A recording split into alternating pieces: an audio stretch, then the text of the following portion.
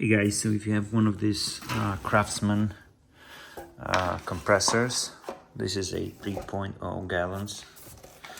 So after using it like for a few months, it stopped working. So it would not turn on at all.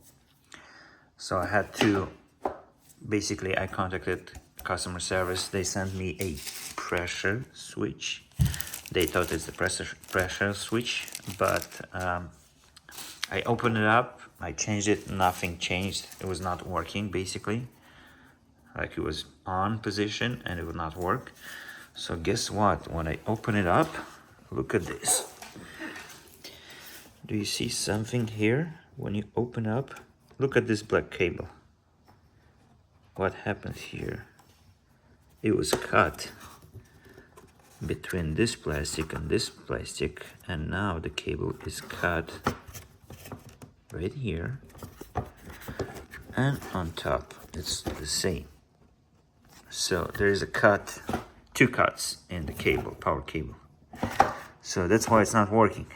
I managed to squeegee it to fix it a little bit, to shake it and push it towards, and it started working.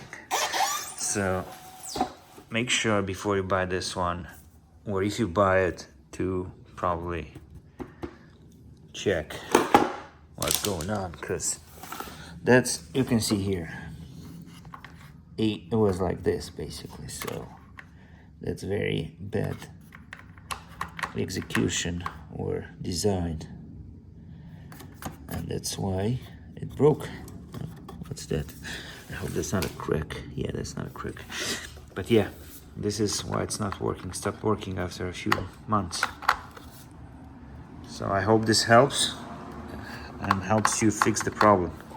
Basically, you need to change the cable. You see right here, there's a cut, and there's one more cut right here. So, yep, you will have to change this one. But yeah, peace.